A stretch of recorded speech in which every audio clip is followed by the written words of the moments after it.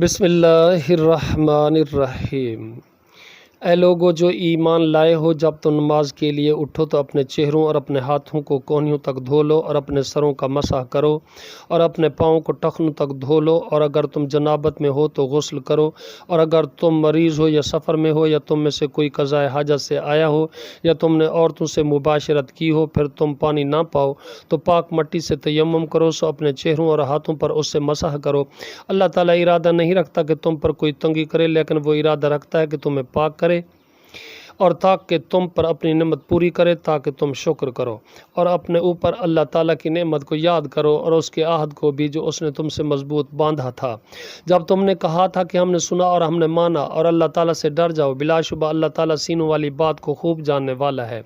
اے لوگو جو ایمان لائے ہو، اللہ تعالیٰ کے لیے خوب قائم رہنے والے، انصاف کے ساتھ گواہی دینے والے بن جاؤ، اور کسی قوم کی دشمنی تمہیں ہرگز اس بات کا مجرم نہ بنا دے کہ تم عدل نہ کرو۔ عدل کرو، یہی تقوی کے زیادہ قریب ہے، اور اللہ تعالیٰ سے ڈر جاؤ۔ جو بھی تم عمل کرتے ہو، یقیناً اللہ تعالیٰ اس سے پوری طرح باخبر ہے۔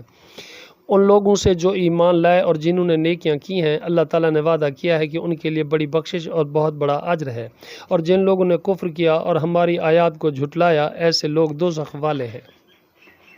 اے لوگو جو ایمان لائے ہو، اپنے اوپر اللہ تعالیٰ کی نعمت کو یاد کرو جب کچھ لوگوں نے